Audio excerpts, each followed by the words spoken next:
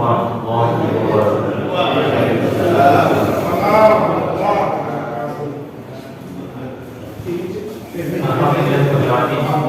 Salatu wassalamu ala asyrafil anbiya'i wal mursalin wa ala alihi wa sahbihi ajma'in. Amma ba'du. Qala ta'ala wa inna al-insana lafi khusrin illa alladhina amanu wa 'amilus solihati wa tawassaw bil haqq wa tawassaw bis sabr. Wa qala innal ladzina amanu taqullaha haqqa tuqatih wa la tamutunna illa wa antum muslimun. Wa qala aidan wa idza qila tafassahu fafsahu yafsahillahu lakum wa idza qila tasjudu fasjudu yafsahillahu alladhina amanu minkum walladzina utul 'ilma darajat. Wa qala ayat Rasulullah sallallahu alaihi wasallam man salaka tariqan yaltamisu fihi 'ilman sahalallahu fi tariqan ilal jannah. Para jemaah saudara jamaah salat yang istiqomah yang mudah-mudahan dirahmati oleh Allah Subhanahu wa taala. Senantiasa kita panjatkan puji dan syukur kita kepada Allah Subhanahu wa taala. Alhamdulillah pada muajahan kali dalam majelis ilmu yang penuh barokah ini kita masih diberikan limpahan rahmat dan karunia, nikmat sehat panjang umur, nikmat Islam, nikmat ihsan, nikmat iman dengan segala nikmat yang Allah berikan kepada kita semuanya. Bertambah taat kita kepada Allah Subhanahu wa taala, bertambah istiqomah untuk menjalankan syariat-syariatnya hingga kita diwafatkan nanti husnul khatimah. Salam salam dengan kita semoga boleh bisa Rasulullah SAW. Semuanya kita mulai sama-sama baca al-basmalah. Bismillahirrahmanirrahim.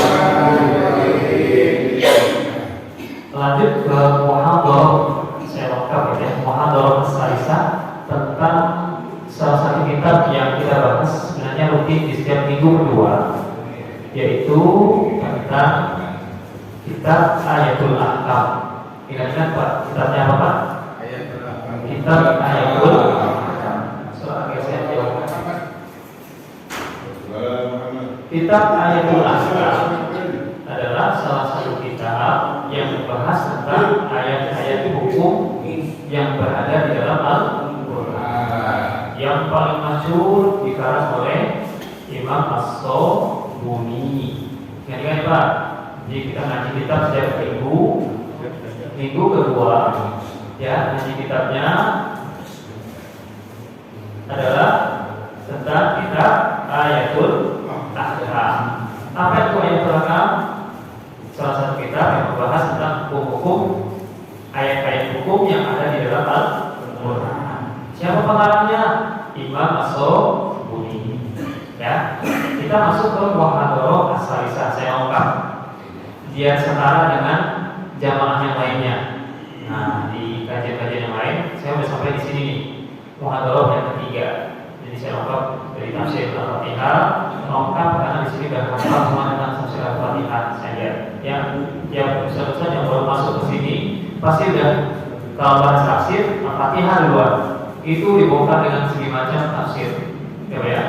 Terus baru setelah itu tentang hukum, bagaimana baca Al-Fatihah, bagaimana baca Bismillah, bagaimana wasol, bagaimana qafun, wasol dan Bismillahirrahmanirrahim. Alhamdulillahirabbil alamin. Arrahmanirrahim. Nyambung. Terus lagi. Ya dan mereka kain di siratal mustaqim siratal ladzina an'amta 'alaihim ghairil maghdubi 'alaihim waladdallin. Terus nyambung jadi 2, 4 seterusnya. Nah, ini bab kedua di kitab Ayatul Ahkam ini adalah selain membahas tafsir Al-Fatihah, yaitu membahas tentang sihir. Saya lengkap. Saya takut sama sihir, Pak. Ya. Saya lengkap aja. Jadi sebenarnya bisa kita bahas, tapi agak bisa 3 kali pertemuan. Agak panjang, karena pembahasannya banyak sekali. Mulai dari Nabi Sulaiman, kemudian turun ke Raja Daud, terus sampai pada Nabi Muhammad, sampai ke kita saat ini. Ya, terus kita ceritakan relate keadaan kondisi kita hari ini. Apakah kita termasuk dalam orang-orang yang kena sihir apa enggak? Ujung-ujungnya gitu. Saya lengkap dulu. Saya ke muhadharah yang ketiga. Judulnya adalah An-Nasikh wal Mansukh. Apa Pak? An-Nasikh wal Mansukh. nasikh wal mansukh itu adalah salah satu metode pembahasan yang ada di dalam tafsir Al-Quran, yaitu tentang bagaimana ayat Al-Quran dulu pernah ada, ternyata sekarang nggak ada lagi di dalam Al-Quran. Nasikh itu adalah menghapus, mansukh itu artinya terhapus, menghapus satu ayat atau menghilangkan satu ayat, kemudian mansukh terhapus dengan ayat yang baru. Itu ayatnya. Atau yang kedua, menghapus satu ayat hukum. Kalau tadi ayat bacaannya, ini sekarang yang dihapus adalah hukumnya, kemudian diganti dengan hukum yang baru. Contoh yang paling sederhana adalah syariat tentang nikah. Bapak sempat pikiran nggak tentang nikah? Bahwasanya dulu Nabi Adam ya kemudian melahirkan Qabil Habil dengan pasangan kembarnya yang cewek 2 orang ya, terus dinikah silangkan atas perintah Allah Subhanahu wa taala. Coba dibayangin, itu nikah sama saudara Pak? Boleh Pak? Tempo dulu bisa. Tempo dulu bisa. Tapi ini kita mikir logikanya Pak. Allah itu benar-benar desainnya luar biasa Pak. Semenjak ada zaman Fir'aun itu masih pakai tradisi itu Pak. Sehingga kerajaan Fir'aun itu kan nama raja ya Pak, di Mesir. Jadi banyak, setiap raja-raja di Mesir itu namanya Fir'aun Pak. Nah Fir'aun yang dimaksud itu adalah Fir'aun yang kelima, Ramses kedua ya, Fir'aun yang kelima. Nah Fir'aun yang kelima yang maksud di dalam Al-Quran itu yang ketika di Nabi Musa AS dikejar-kejar oleh tentara Fir'aun ya, tumbangnya kerajaan Fir'aun itu yang kelima. Itu dipakai tradisi nikah itu Pak oleh siapa Pak? Fir'aun dan kerajaannya dan bala tentaranya, yang pada akhirnya tahu Pak punya penyakit, tahu Pak, jalannya itu seperti O, kakinya impor, O ya, kadang-kadang X. Jadi kalau ada orang-orang yang mohon maaf di sini, tapi nggak mungkin ya, orang udah nikah sekarang udah antar daerah ya, antar suku ya. Kalau saya padat nih ketemu dengan jodoh orang Bekasi, campuran Sukabumi, Kediri, ya, pas, udah pas, udah asik. Coba saya nikahin saudara saya, saudara kandung, saya kayak Fir'aun hari ini, jalan kakinya itu sudah. Karena syariatnya apa? Syariatnya sudah terhapuskan dari yang dulu ke Taurat, kemudian Taurat ke Al-Quran. Jadi syariatnya sekarang apa? Nikah boleh, tapi dengan syarat tidak boleh saudara kandung sendiri. Ya, ada hukum Taurat menghapus hukumnya. Ya Pak ya. Nah, kita bacakan dulu ayatnya ya. A'udzubillahi minasyaitonir rajim. Bismillahirrahmanirrahim. Ma nansakh min ayatin aw nunsiha na'ti bi khairin minha aw mithlaha. Kata Allah Subhanahu wa taala dalam firman-Nya di dalam Al-Qur'an surat Al-Baqarah ayat 106. Ma nansakh min ayatin, kami tidak menghapus dari ayat-ayat di dalam Al-Quran, atau nunsiha, atau kita melupakan ayat-ayat yang sudah ada kemudian kita lupakan begitu saja. Tapi na'ti bi khairin minha aw mithlaha, tapi kami mengganti dengan yang lebih baik daripada ayat sebelumnya. Ya, aw mithlaha, atau yang sejenis dengan itu. Al-Ta'ala Allah ala kulli syai'in qadir. Bahwasanya apakah kamu semua tahu bahwasanya Allah itu adalah yang maha mengetahui atas segala sesuatu, yang mempunyai kudrah, kemampuan untuk mau ngapain aja. Allah itu pasti pengen ngapain saja. Mau dia hapus ayatnya, mau dia hapus Al-Quran, mau dia hapus hukumnya, itu kuasa Allah. Allah yang punya andil karena hafidhnya Allah. Al-Ta'ala Allah lahu mulku samawati wal ardh. Apakah kamu enggak mengetahui bahwasanya Allah Subhanahu wa taala ini mempunyai kekuasaan atau kerajaan langit dan bumi? Wa ma lakum min dunillahi min waliyyin wa la nasir. Tidak ada di antara kamu semuanya kecuali Allah Subhanahu wa taala yang mewakili, yang maha menolong semua urusan manusia di muka bumi. Ya. Anturidun atas atu Rasulullah kama su'ila Musa min qabl. Apakah kamu ingin menanyakan Rasul kamu? Terus Rasulullah SAW ingin menanyakan, Allah berfirman kepada orang-orang kafir ketika itu, orang kafir Quraisy, apakah kamu ingin nanya Rasul kamu, kan tes Rasulullah SAW seperti bagaimana umat Yahudi Bani Israil waktu itu menanyakan sesuatu kepada Nabi Musa alaihissalam tentang hukum-hukum. Ya. Wa yatabadal kufra bil iman faqad dhalla sawa as-sabil. Siapa orang yang mengganti iman mereka dengan kekufuran, maka dia akan tersesat dengan kesesatan yang sangat luar biasa. Jadi ini adalah ayat tentang an-naskhu bil Quran.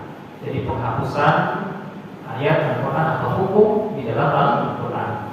Jadi Allah Subhanahu wa taala berfirman-Nya, kami tidak menghapuskan ayat dalam Al-Quran baik berupa bacaan atau hukumnya, tapi kami menggantikan lebih baik daripada yang engkau pikirkan. Bisa jadi lebih ringan, bisa jadi tidak memberatkan, atau bisa jadi menjadikan adanya ayat baru menjadikan pahalanya tingkatannya lebih dahsyat, ya, lebih banyak. Ya, lanjut ya. Kosakata anasku artinya alizal, menghilangkan, atau anakku, memindahkan, atau at-taqil, mengganti, atau at-tahwil, mengalihkan, yang mengalihkan dari ayat satu ke ayat yang lain. Kemudian arti dari kata an-nasku fi syar'i dengan konteks maknawinya, intiharul hukmil mustamid min al-ayat wa tabdilihi bi hukmin akhar. Menghapus satu hukum yang sudah ditetapkan awalnya dengan ayat yang lainnya dan menggantikannya dengan hukum yang baru. Ya, nanti kita kasih contoh, ini masih bingung. Waqad al-qawl fuqaha wa usuliyyin bi ta'rifat katsirah, bahwasanya banyak para ahli fikih dan para usul fikih yang menguasai di bidang ini banyak sekali tentang makna-makna an-naskh itu sendiri. Lanjut, singkat ya, cepat. An-naskh yang lain dalam ta'rifatnya artinya adalah raf'ul hukmi syar'i bi dalil syar'i mutaakhir.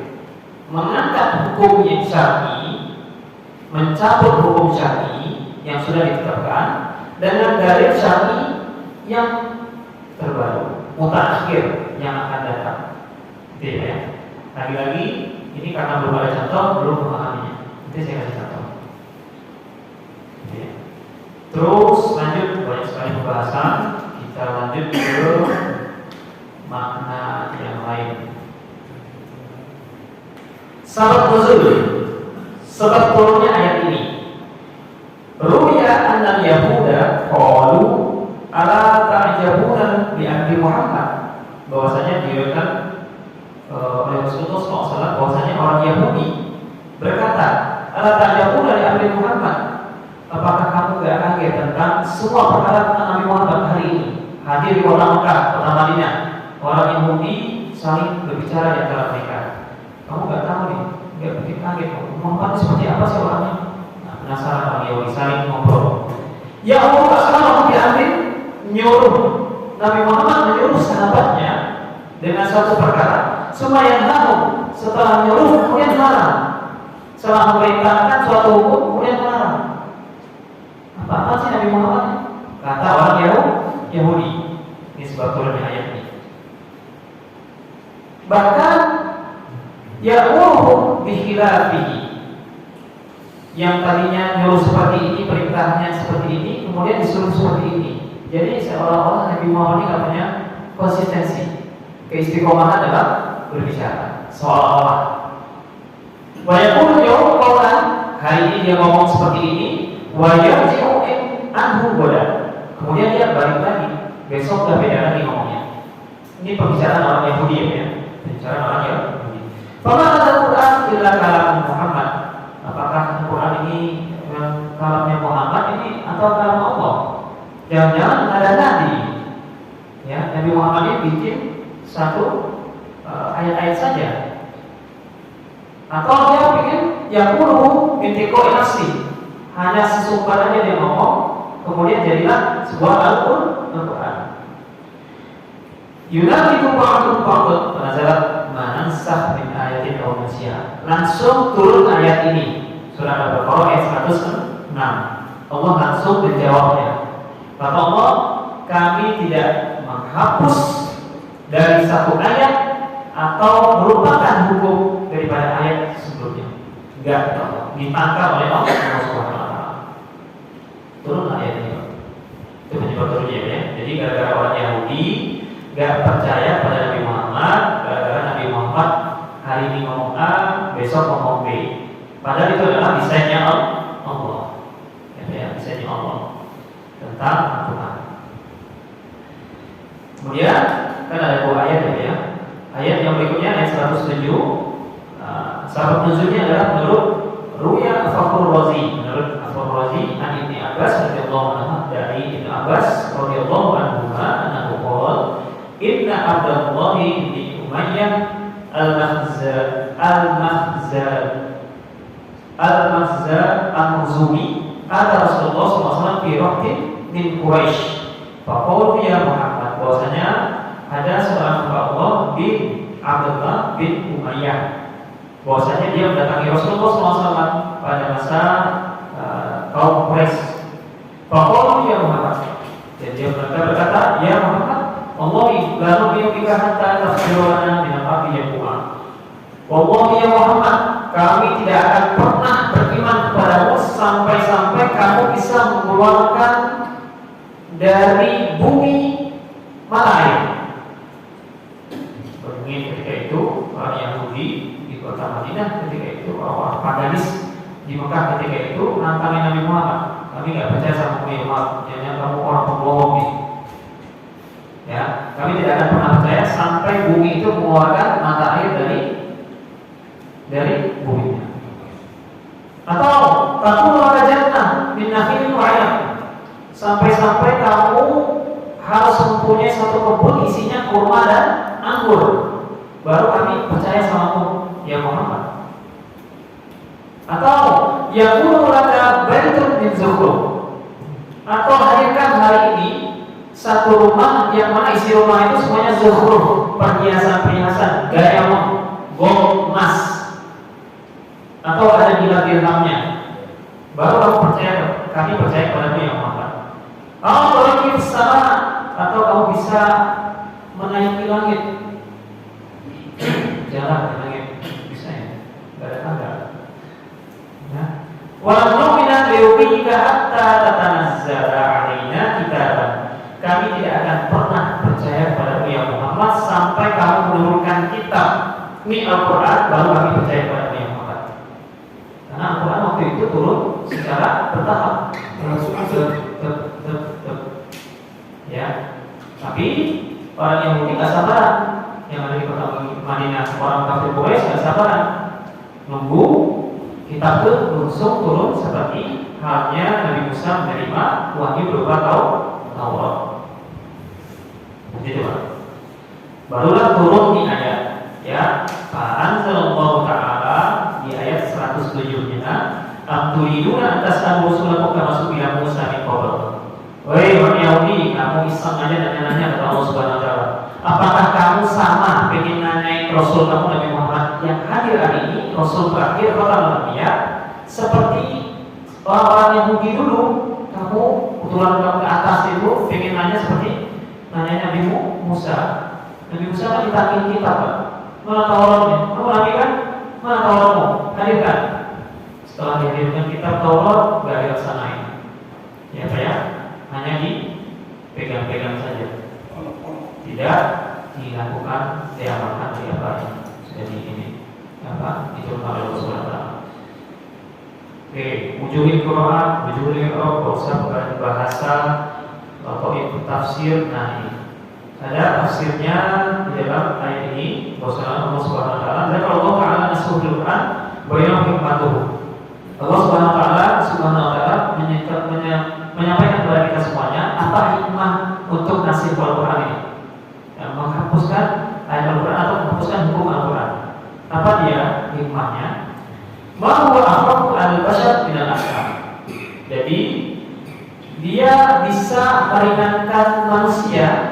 dari segi hukumnya bisa meringankan.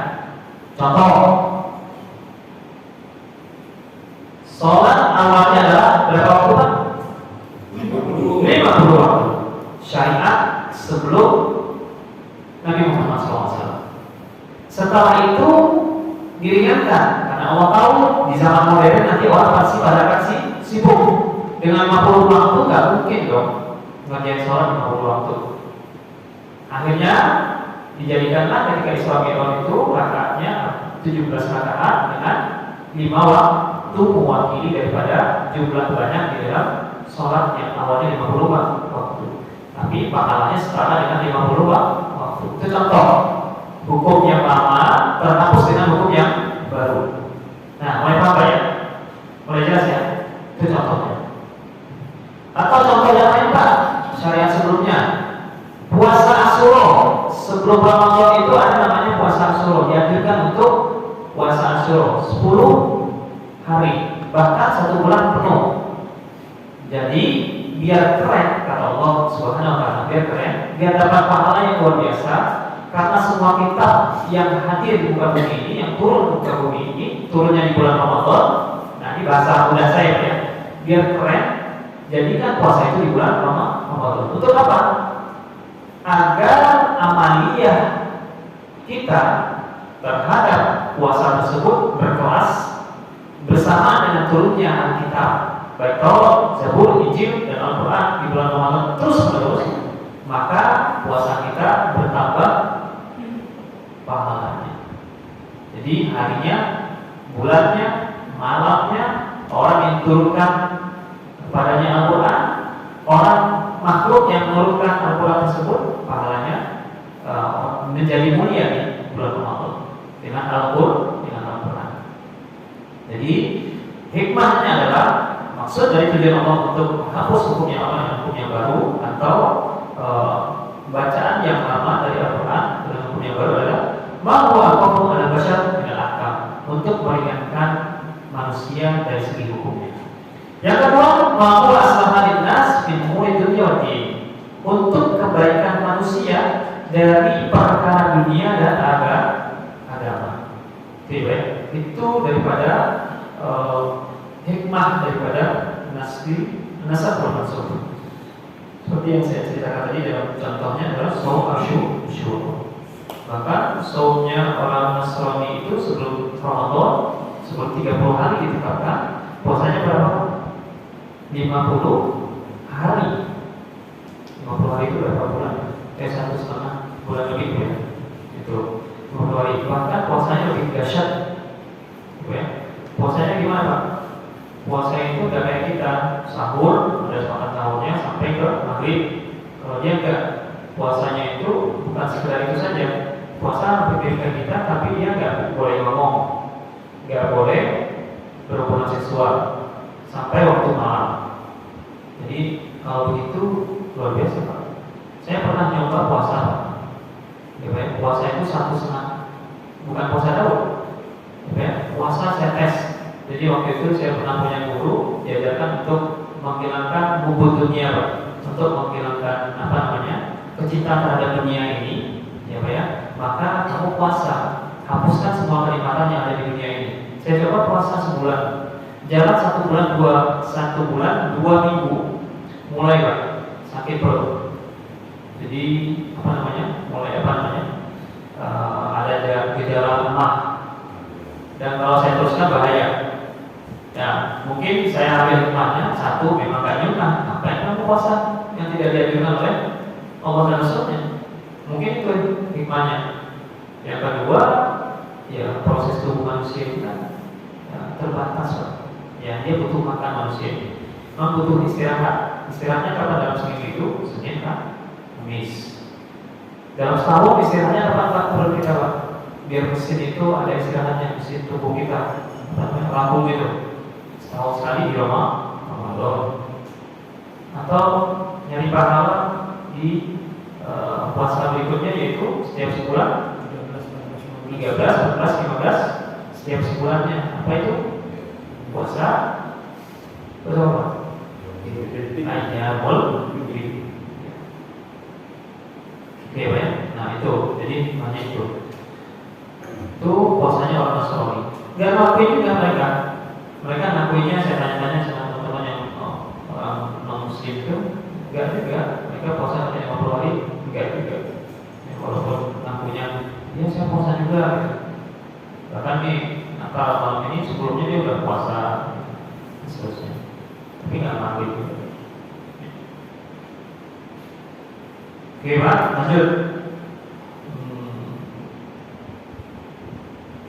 Yang ketiga hikmahnya adalah untuk suhulah, agar manusia itu mudah menerima hukum-hukum Allah. Ya, yang tadinya berat menjadi ringan. Yang tadinya ada kesusahan dalam melaksanakan, kemudian dengan digantinya hukum ini menjadi khairun minha, menjadi baik, menjadi hasanah. Hukum syariat. Nah, hal nasku jais fi syara'i as-samawiyah, apakah nasku itu penghapusan ayat Al-Qur'an dalam ilmunya itu boleh dalam syariat langit, syariat yang diatur oleh Allah Subhanahu wa taala? Nah, ini jawaban daripada ulama. Saya langsung ke dua pendapat saja. Saking banyak pendapatnya, intinya adalah sama. Yang pertama Imam Fakhrul An-nasku indana jaiz akbar. Nasku, belajar ilmu nasikh langsung itu boleh secara akal, logika kita. Karena ada ayatnya tadi, mana sahih ayatin atau nasiha. Nah, dilihat khairin minha. Ada ayatnya. Al-Baqarah ayat 106 sampai 107. Itu karena ada ayatnya maka boleh. Waqi sama, baik di masa yang akan datang, hari ini, di masa yang akan datang harus dipelajari. Khilafan Yahud, untuk membedakan dengan orang-orang Yahudi. Fa'inna minhum min angkarahu akhlak, minhum man jawazahu akhlak. Bahwasanya untuk mengingkari orang Yahudi, bahwasanya orang Yahudi itu mengingkari adanya nasih mansukh, sehingga pada akhirnya di awal pembicaraan saya tadi, sehingga mereka tahu bahwasanya syariat menikah silam itu tidak boleh lagi dalam syariat Taurat, tapi mereka tetap melakukannya. Maka untuk menikah itu semuanya hadirlah ilmu nasih wal mansukh. Ya. Jadi ada ayat tentang nikah. An-Nisa ayat berapa? Ayat 1, Ar-Rum ayat 20 sampai 21. Ya. Nah, seperti itu kira-kira tentang makihu atau kalau minat Islam masna sulasa wa dilanjutkan dibolehkan kamu menikahi orang-orang yang terbaik dari wanita-wanita yang terbaik.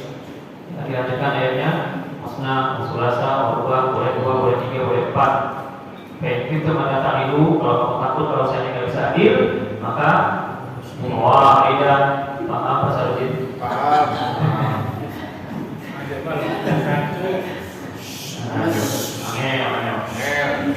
Aku jadi pengen. Jadi pengen, Pak. Kemudian lanjut ya, Pak ya. Nah, wahlah jumhur minal muslimin ala jumhur ulama bersepakat bahwasanya boleh kok mempelajari ilmu nasih mansukh untuk pengetahuan kita, untuk mengetahui mana hukum ayat Al-Quran yang sudah hapus, mana yang masih ada. Itu perlu. Ya, untuk membuktikan kita itu beriman pada Nabi Muhammad SAW. Untuk membuktikan bahwasanya kita sami'na wa ata'na terhadap Rasulullah.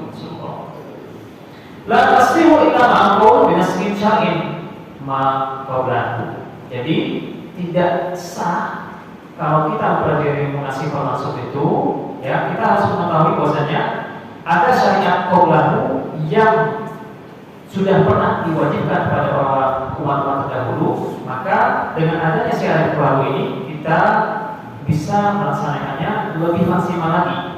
Ya, pokoknya bakal kombinasi.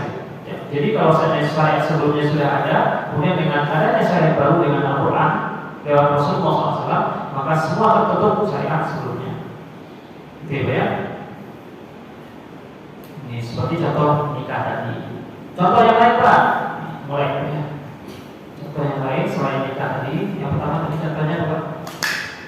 Saya harus tulis di sini. An-nasku bisyar'i Qobla. Nah, saya singkat saja. Satu tentang nikah. Nikah itu sesama saudara sekarang udah nggak boleh. Kalau sepupu boleh nggak? Boleh. Boleh. Ya masih aman. Tapi kayaknya sempit banget ini. Gak ada orang lain lagi. Cari lah. Tapi kan boleh kan? Oh, boleh, nggak apa-apa. Ya, kalau udah cinta gimana? Ya, jadi itu kayaknya dengan dia terus ya. Waktu kecilnya. Yang kedua, Pak. Yang kedua adalah seperti pemuliaan hari Sabtu. Sabtu itu khusus untuk apa, Pak? Orang yang Yahudi. Memuliakan hari Sabtu untuk orang Yahudi khusus. Setelah itu datang satu surat khusus untuk menghapus hukum sebelumnya. Makanya kita tidak memuliakan hari Sabtu. Bagi orang Yahudi hari Sabtu itu adalah hari di mana Allah beristirahat menurut mereka. Jadi Allah beristirahat, waktunya Allah istirahat, kita sebagai hambanya harus menyembah kepada Allah. Ya, tapi ujian Allah tidak cukup sampai di sana. Setiap hari Jumat dan Sabtu itu Allah kasih nikmat yang luar biasa berupa ikan yang banyak di laut. Ya, Pak ya, di laut. Kemudian orang Yahudi tahu dia setiap hari Sabtu itu ikan banyak muncul, harusnya untuk ibadah, dia malah bukan mancing lagi, Pak, tapi pakai jaring. Ya, nyeroknya parah. Kalau mancing kan satu-satu. Ya, Pak ya. Tuh.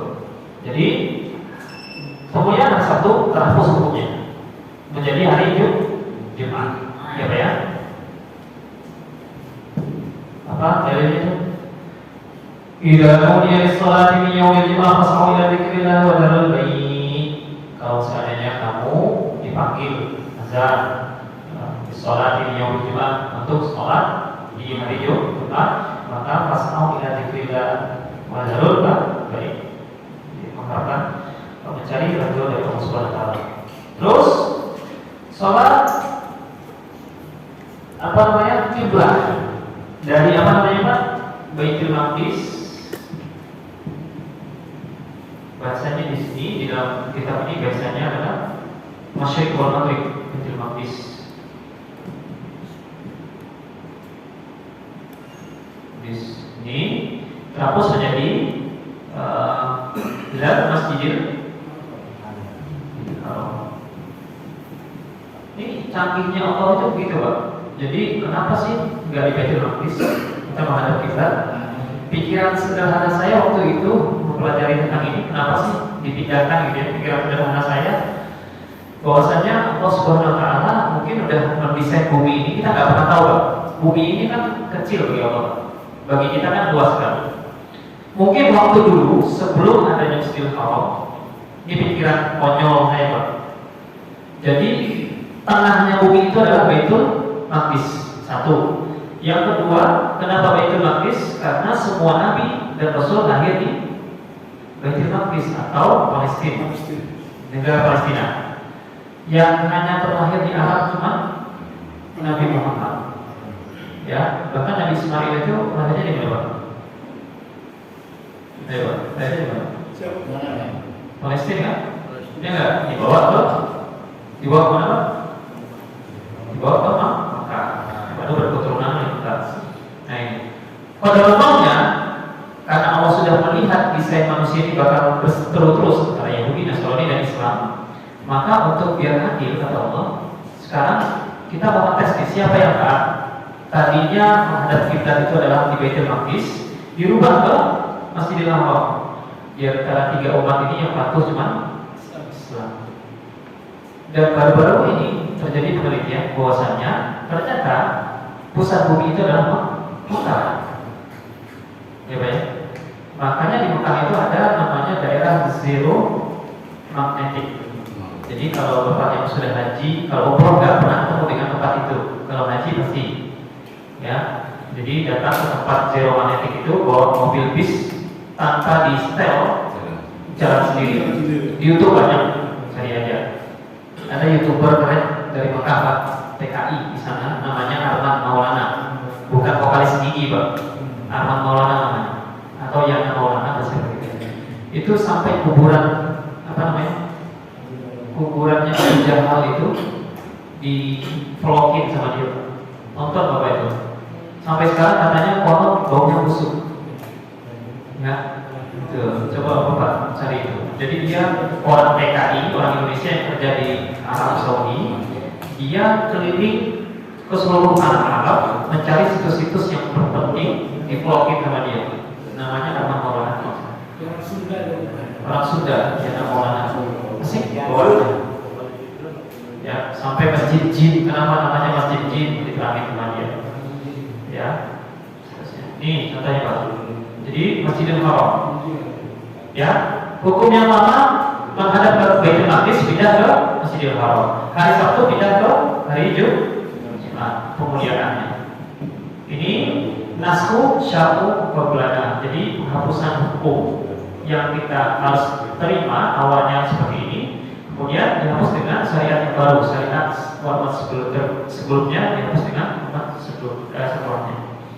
Terus kenapa demikian Pak? Karena Nabi kita adalah Nabi akhir zaman, Nabi akhirul anbiya, atau anbiya, maka kita harus tuntut dengan syariat yang terbaru ini. Oke Pak. Lanjut.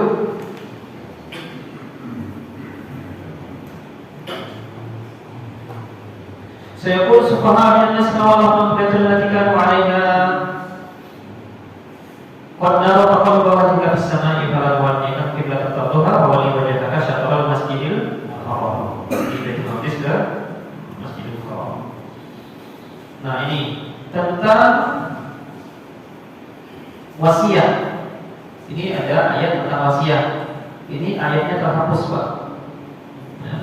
Hukumnya ya, bukan ayatnya terhapus, hukumnya. Jadi walladzina yatawaffawna minkum wa yadharuna azwajan wasiyatan li azwajihim mata'an ilal haul. Jadi kalau seandainya ada orang yang mau sakaratul maut, ya, kemudian dia masih ada orang tua atau kerabat-kerabat, awalnya Pak dianjurkan untuk mewasiatkan harta bendanya kepada orang tuanya dan kerabat-kerabat. Anaknya nggak ada tuh, ya Pak, anaknya nggak ada. Nah, setelah itu terjadi, maka summa nasakhaw dzalika bi arba'ati asyhurin.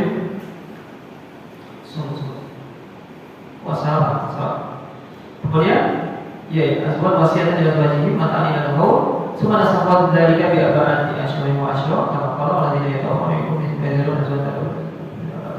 Salah saya Pak, sorry, kira ya. Jadi ayat tadi yang sudah itu wasiat itu tadi terhapuskan hukumnya dengan hukum yang baru. Di dalam surah An-Nisa itu dijelaskan banyak tentang ilmu mawaris Pak. Bahkan di dalam hadis Aisyah dikatakan la wasiyata li waris, tidak ada wasiat untuk waris karena ada ayat khusus tentang pembagian harta warisan. Ya. Jadi awalnya wasiat itu adalah, kemudian datang hukum baru dan tidak boleh lagi ada wasiat karena pembagiannya sudah ada di dalam Al-Quran. Kalau seandainya ada suami meninggalkan anak dua, satu perempuan satu laki-laki, di atasnya ada bapak dan ibu, apakah dia mendapatkan harta warisannya atau enggak? Atau dia punya saudara samping yang meninggal punya saudara perempuan laki-laki, apakah dia mendapatkan apa enggak? Itu sudah ada pembagiannya di dalam Al-Quran dan dijelaskan dalam satu kitab yang namanya kitab Ilmu Faraid atau Ilmu Mawaris. Simpelnya nanti saya coba sharing ke Bapak semuanya. Suatu saat nanti kalau ada momen lagi santai, nggak banyak pikiran, Bapak bawa handphone semuanya, kita belajar tentang ilmu pewaris langsung. Jadi sekarang ini udah siap-siap mau ngatur barisan Pak. Kita nggak tahu dipanggil kan? Kata satu topik kemarin Pak. Masih area-area 05 ya. Ya benar, malaikatnya bertunggang pergi dari 05. Jadi Pak Kamil masih ada ketawa aja. Kok amin sih? Itu bawa waris. Ya bawa waris. Kita ngomongin tentang waris. Nanti bawa handphone semuanya, kita aplikasinya kita download di Play Store. Pastikan Anjar nanti pasang wifi musola ini semuanya download. Gak sampai 1 mega kok. Setelah itu saya kasih tahu caranya. Ini kita isi video kondisinya, kondisi bapak masing-masing. Bagaimana kondisi bapak? Bapak punya istri 1, 2, 3, apa? Isi semuanya. Terus tinggalin harta berapa, rumah harganya berapa, perusahaan ada berapa, mobil, motor ada berapa, kira-kira aja harganya. Kumpulin, ada utang apa enggak? Jangan dimasukin utang riba, karena suatu saat nanti kalau kita kredit rumah, kredit motor, kalau kita meninggal lunas. Ya, jadi jangan masukin utang, enggak utang lagi, kosongin. Biaya pemakaman masuk pak, ada. Kalau yang tahlilan biaya 1 hari sampai 1 minggu sampai 10 hari sampai 100 hari masukin semuanya, jadikan utang. Setelah dimasukin semuanya baru dibagi harta. Ternyata dapat bagian, habis semuanya buat bayar utang. Ya, tadi. Ya. Iya ya, contoh. Terus hukum yang berikutnya ya tentang wasiat boleh, wasiat. Wasiat. Ya. Terus sekarang tidak ada lagi wasiat. No wasiat. Wasiat. Yang kelima adalah ayat tentang apa Pak? Ya, ayat tentang bahwasanya ada orang yang ditinggal oleh suaminya. Perempuan ditinggal suaminya ada 2 hal, karena meninggal atau karena cerai. Ini di dalam Al-Quran mataan ilal qaul. Jadi waktu zaman dulu kalau ada perempuan ditinggal suaminya karena meninggal atau karena cerai, seorang perempuan idealnya menikah kembali 1 tahun. Kesuwen, keburu gatel. Gitu ya. Berubah hukumnya, ada ayat Al-Quran mengatakan walazina yatawaffawna minkum wa yadharuna azwajan yatarabbasna bi anfusihinna arba'ata asyhurin wa asyra. Berubah, yang tadinya perempuan dianjurkan nunggu 1 tahun menjadi 4 bulan 10 hari. Atau bahasa mudahnya kalau perempuan itu 3 kali haid dan bersih. Ya, salah huruf bahasanya dalam Al-Quran. Ya, 3 kali haid, 3 kali bersih. Saya ulangi sekali lagi. Ketika seorang perempuan istri yang ditinggal suaminya karena 1 cerai, yang kedua meninggal, maka awalnya hukumnya apa? Haul itu berapa? Tahun. Terus berubah hukumnya menjadi arba'ata asyhurin wa asyra, 4 bulan 10 hari. Kesuwen juga. Kalau laki-laki nggak bisa gitu. Masih puasa ngajar lagi. Belum bisa lagi. Ini contohnya Pak. Jadi hukumnya terhapus semuanya. Kemudian macam-macam hukumnya Pak. Mahdi asal nasakh fil Qur'anil Karim. Apa macam-macam nasakh dalam Al-Quran. Ini yang pertama. Di sini ini saya batasi ya. Jadi ini macam yang pertama ini naskhu. Yang pertama, yang kedua ini an-naskhu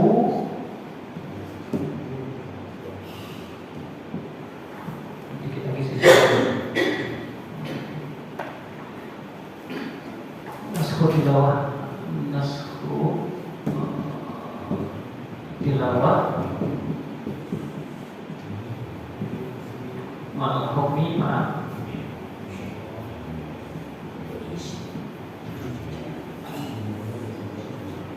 nasakh bacaan Al-Qurannya dan hukumnya dihapus secara bersamaan. Contohnya ayat tahrif di akhir Al-Quran. Biasanya dulu kalau seandainya ada dulu masih biasa ya Pak ya, kita mendengarkan ada saudara sepersusuan. Benar nggak Pak? banyak dulu ya, sudah bersuara. Kalau sekarang nggak tahu nih modern sekarang Pak. Kalau sekarang modern itu modelnya begini. Si istri punya banyak air susu, melimpah air susunya Pak. Kemudian dikasih anaknya itu udah cukup, lebih dari cukup. Akhirnya dia nyedot terus ditaruh di kulkas, nggak freezer. Tapi karena dia ekonominya kurang, anak banyak, dibisniskan online. Dijual susunya, susu mama. Pasti Pak. Nah, ini terjadi sama teman saya sendiri. Coba. Terus dijual, kalau dia nggak jual ya, kalau dia online saja, siapa yang mau berbagi. Nah, kita nggak tahu nih ke siapa akunya. Harusnya dia yang punya susu ini harusnya nyatat tuh siapa yang nyusuin. Takutnya nanti pas nggak tahu jodoh kan haram hukumnya.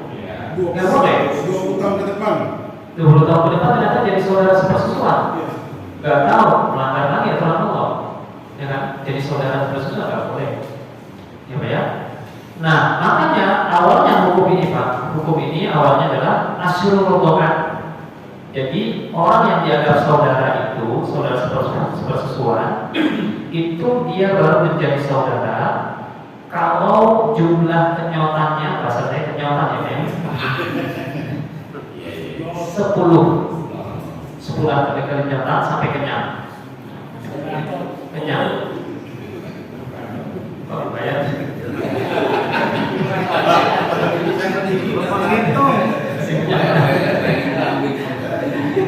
Ada kompor Pak. Itu awalnya 10 kali Pak, 10 kali kenyataan sampai kenyang. Hukum 10 kali itu sekarang terhapuskan Pak, menjadi konsulotoran, menjadi 5 kenyataan saja, 5 hisapan saja kenyang ya, itu sudah menjadi saudara Pak. Paham ya? Ini hukum Islam. Awalnya 10 menjadi 5. Ya. Tapi Bapak cari di Al-Quran udah nggak ada ayatnya. Bacaannya nggak sebut tilawahnya nggak ada, bacaannya nggak ada di Al-Quran. Kemudian hukumnya juga nggak ada. Apa itu tentang asyurul rodokan tadi 10 kali kenyataan itu. Yang ada penjelasannya ada di dalam hadis dan penjelasan jumhur ulama. Dan ya. Jadi jangan kaget nanti mana nih ayat-ayat tentang penyotan nggak ada Pak di Al-Quran. Mungkin di Al-Quran mau semua Allah kan, nggak usah pantas masuk di sini gitu. Nah itu canggihnya Allah udah ada mendesain semuanya sampai sempurna Al-Quran itu. Ini contoh asyurul rodokan, contohnya ya.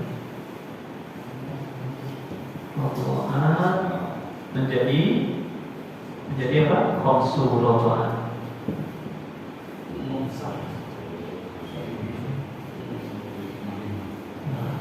Koksa ya. Jadi koksu itu ya. Karena panas.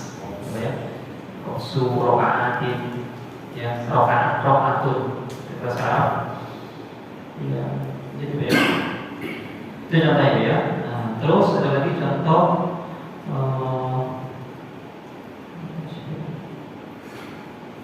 nasru tilawah beberapa hukumi. Tilawah bacaan Qur'annya dihapus tapi hukumnya masih ada. Ini contoh tentang syekhu wa syekhatu idza zanaya farjumuhuma albatta nakala min Allah.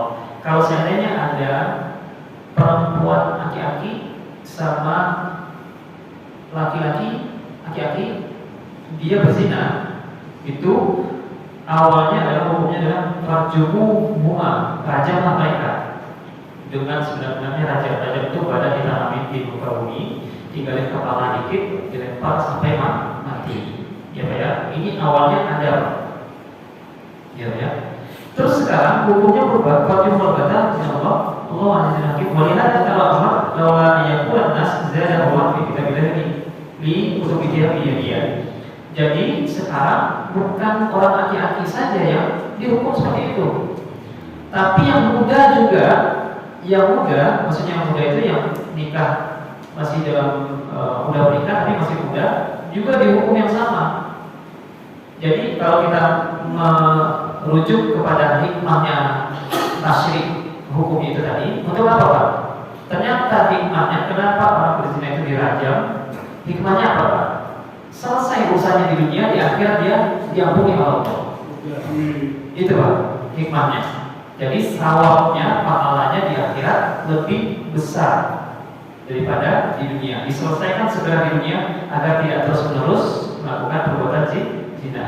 Kemudian nanti di akhirat, makanya kalau dalam hukum Islam itu sebelum orang dihukum eksekusi mati dengan kan ada dua, ada rajam, hanya rajam ya, rajam sama kalau dia membunuh berarti dibunuh, gitu kan? Itu hukumannya kisos namanya.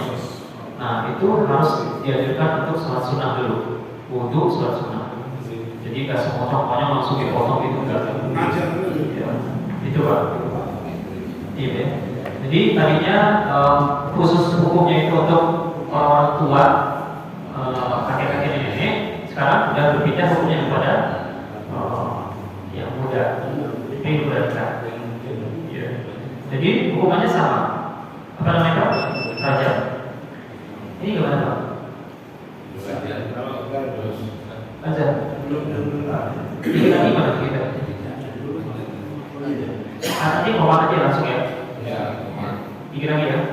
Tanggung, karena saya memang rencananya ini hari ini habis. Besok kita bahas tentang kenapa kita harus menghadap kiblat. Gitu ya, pembahasan. Terus yang berikutnya Pak, pikir lagi. Naskul hukmi wa tilawah. Hukumnya terhapus tapi bacaan Al-Qur'annya masih ada. Ya. Ini di dalam Al-Qur'an banyak jumlahnya, Pak. Ya, Pak ya. Ini 3.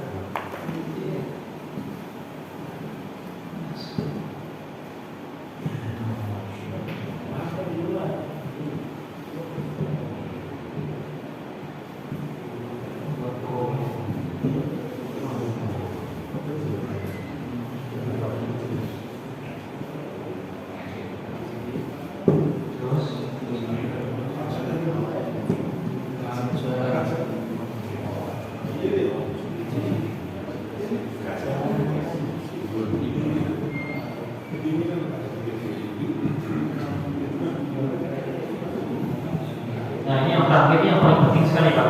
Makanya nanti ini pelajaran buat kita semuanya. Jadi Bapak harus tahu ini. Ini yang paling penting yang menjadi permasalahan terus adalah urusan politik. Gitu ya.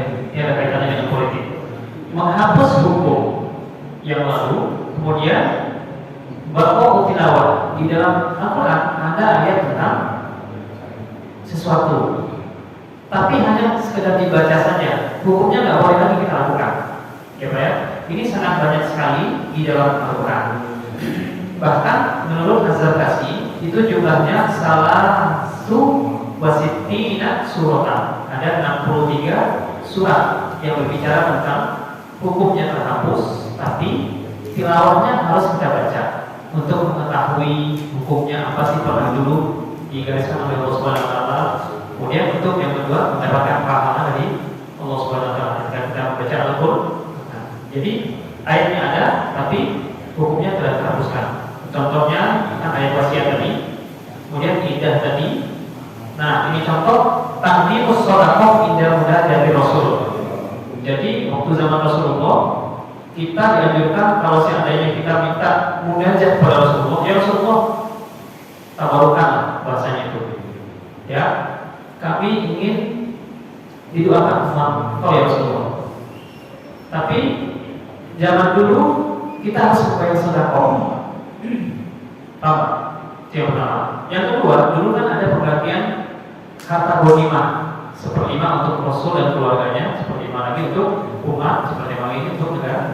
Pernah kan itu juga. Nah, itu sudah terhapus hukumnya, tapi di dalam Al-Quran masih ada. Ini hukumnya sudah terhapus. Kenapa? Kalau seandainya masih ada hukum ini, maka yang terjadi apa Pak?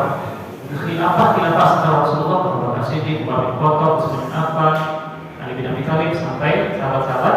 Kalau diikuti seperti ini, jadi pemimpin Islam itu pasti akan mengambil haknya berupa harta kekayaan seperlima Jadi kalau mau ngapain sama pemimpin harus kita bayar dulu, ini nggak mungkin.